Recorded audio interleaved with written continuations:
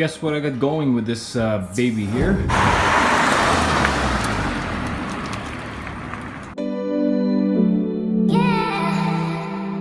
Actually putting on my OEM Audi Jack Points, and I have already started or got the back done. Pretty much there's 2 holes in the back there. They are covered with these 2 rubber or plastic covers here, and basically you have to pop this covers out and you just have to insert it in, as you can see here. There it goes. So both sides basically has those pads over there that you can do the rear when you're jacking it up. Now I'm gonna do the front. Just gotta lift the front up here, and then the front's a little bit harder because there's a lot more pieces to it, and there's the sort of a rubber grommet, hard rubber that will serve as the jack point for the front. So this is how it looks like from the bottom. So just to give you an idea, see if so just position the angle here. As you can see, it's sort of a clip-on.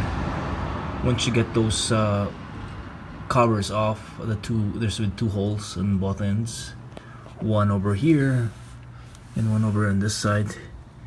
So once you have that hole available, you just have to slip it in and basically snap it in. And the other side looks exactly the same.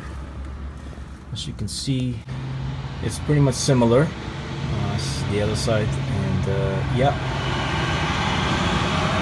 sorry for the noise there. There's a truck passing by. Basically that's how it looks like from the other side. And yeah, it looks pretty nice, and it's a lot easier to jack this car up with this jack points. So anyways, so here's the front panel that we need to remove. We have a T25 over here that we need to remove bolt wise. There's some clips here. We have some clips here and here to bypass through, and some locking mechanism here as well. So, and just remove this panel out, and then there is the actual hole that we need to put the rubber on around this area here. So I'll show you that once I have this whole opening freed up. So folks, here it is. Got it all opened up. Here's the covering that we removed out of there. So as you can see, we need to get this rubber here inserted in there. That would be the actual reinforcement that we need for the jack point. So anyways, this would go in there, and then we'll have this other cover here. Once the rubber's in, would go about like so, and then we have the other cover that will, the other plate, that's a replacement plate for this, that will go on top of that as well. So anyways, let me get that going. This is the toughest part. The toughest part is to get this baby in here. That's from my experience, it's been pretty tough getting that in there. So quite a bit of lubrication that you can put. You can also use your jack to jack it up, but not all the time that works. So I'm gonna try to use muscle to truly get that in there. So anyways, I'll get that going and I'll show you what the end result looks like. So the rubber actually went in pretty easier than I thought, since I've done it last time. What really helped me here this time is that I actually used the butt of this pry bar screwdriver here. Anyways, I used this, I pushed it using this. I try to get the one side in first, and then basically push it in, and it did go in easily. So that's really pretty easy. It's easier than the last time I did it. So anyhow, instead of trying to push it in from here, having a pressure on this side. It's better to just put the pressure right inside there. So now we got the rubber in place. After that, we put the cover back in, the new cover, that is, the replacement cover.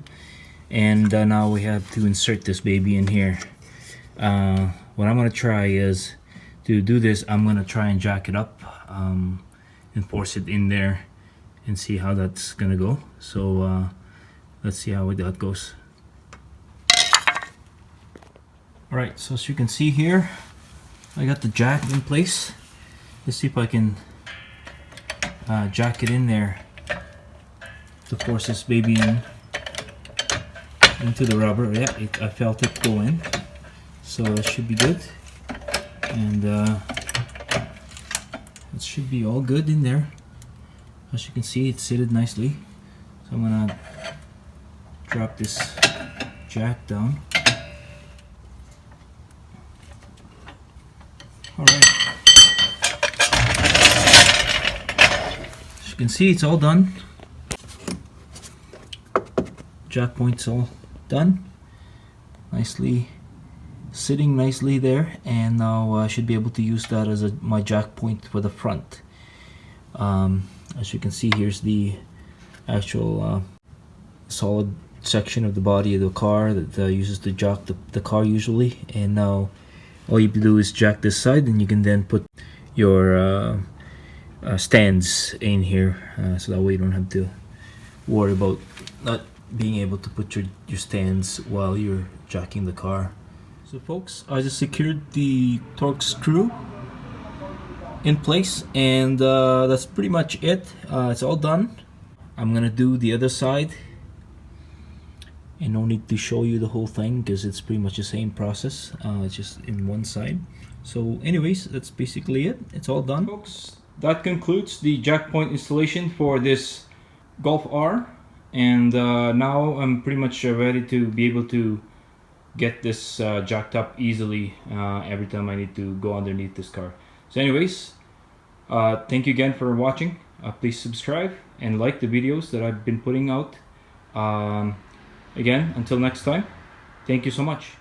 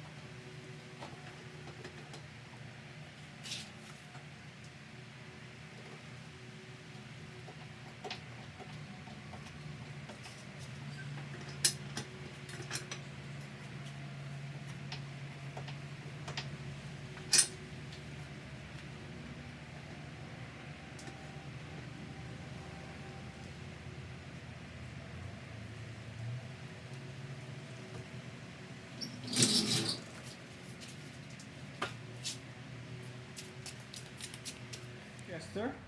Hi baby. Anyways folks, as you can see, it's so easy to jack this baby up at this point using the jack point. As you can see in the video, you jack using the jack point, and then you can easily put the stands right beside the jack and be able to jack the car that way, similarly at the front there. So fairly easy for car enthusiasts like me. Basically, it's a lot easier to be able to jack your car at moment notice. So anyways, check back to you in a bit.